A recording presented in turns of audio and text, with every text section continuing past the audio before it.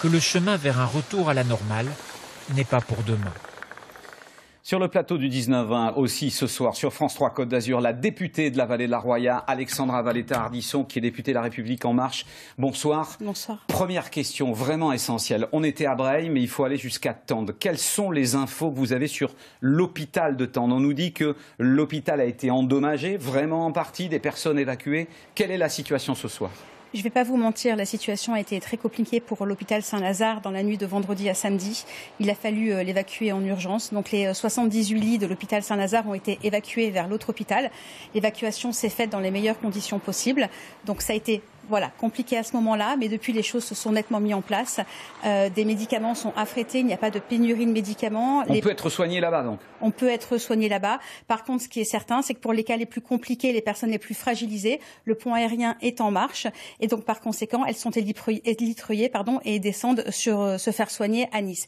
Maintenant que les personnes ne s'inquiètent pas, si vous avez de la famille ou des amis qui sont actuellement hospitalisés à l'hôpital de Tende, elles sont parfaitement bien soignées, parfaitement bien traitées. En sécurité.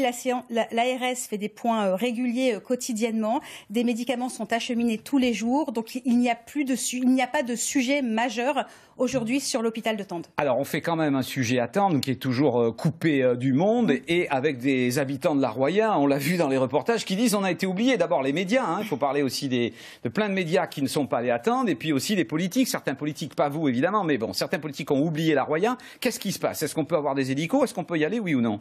Ça a été compliqué, voilà. Encore, là, sur ce plan-là, ça a été compliqué. Vous savez, lorsqu'avec Jean-Claude Guibal, le président de la CAF, on réussit à se frayer un chemin grâce au travail remarquable de Force 06 et du département des Alpes-Maritimes, on arrive à se frayer un chemin jusqu'à Breil et qu'on arrive à Breil, qu'il y a le capitaine des pompiers sur place qui, en larmes, nous accueille et nous dit les forces de secours et de sécurité se battent tout seuls depuis 24 heures, on n'a pas vu un seul hélicoptère pour faire une reconnaissance et qui vous dit ça les yeux pleins de larmes. Forcément, vous êtes en colère. Ce que je peux vous dire aujourd'hui, c'est que depuis ce moment-là, les choses se sont là aussi nettement améliorées et que depuis dimanche, un pont aérien est en place et fonctionne convenablement. Bien évidemment, on aimerait toujours avoir plus d'hélicoptères, mais il n'y a pas que la vallée de la Roya, il y a aussi la Tinée, la Vésubie qui a été touchée, donc il faut bien évidemment un partage équitable des moyens lourds. Mais aujourd'hui, depuis la Roya, un pont aérien s'opère. Alors, dernière question, parce que le docteur qui était avant vous là en parlait, des hélicos. Emmanuel Macron vient demain, le président de la République vient demain. Il y a besoin d'hélicoptères, il y a besoin de moyens pour aller là-bas. Est-ce que c'est ça que vous allez lui demander? Non, c'est pas ça ce que je vais lui demander. Ce que je vais lui demander, mais je suis quasiment persuadée de sa réponse, puisque c'est lui qui insiste vraiment pour venir dans la Roya. Ce que je veux m'assurer, c'est qu'il n'oublie pas les habitants de la Roya. C'est-à-dire que je veux être certaine que pour les habitants de toutes nos vallées, les travaux soient faits à un moment donné, que les forces de secours et de sécurité ont les moyens de travailler pendant ce moment-là, et surtout qu'à un moment donné, parce qu'on sait qu'on va avoir des très très gros travaux à faire pour que Tende, par exemple, la Brigue ou Saint-Dalmas de Tende puissent être à un moment donné désenclavés, que les moyens de l'État notamment soient alloués pour que ces villages ne se retrouvent pas comme étant des villages fantômes. Donc le président de la République veut venir sur le terrain, il veut rencontrer la population, c'est très bien et c'est parfait. Il faut juste maintenant qu'il nous assure que les moyens seront donnés et de la solidarité de l'État. Voilà, dans les années, dans les mois à venir. Alexandra Valletta-Ardisson, restez là vraiment quelques secondes. Je voudrais vous montrer que vos collègues de l'Assemblée nationale, donc aujourd'hui, à l'initiative d'Éric Ciotti, ont rendu un hommage vibrant, debout, à toutes les victimes, et notamment aux 2 pompiers des Alpes-Maritimes disparus.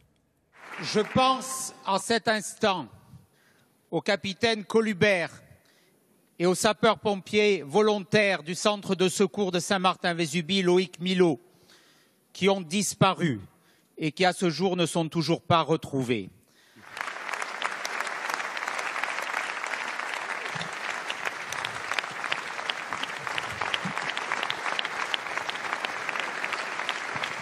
Des députés qui se lèvent en hommage, évidemment. Vous sentez que la nation est solidaire? La nation entière est solidaire avec la Roya et surtout et la Vésubie, mais également avec tous ces hommes, ces femmes et ces hommes de nos services de sécurité et de secours qui œuvrent sans relâche et au péril, au risque même de leur vie. Merci beaucoup. Direction maintenant Saint-Martin-Vésubie avec une autre de nos équipes sur le terrain, Alexandre Dequitte et Fred Tissot.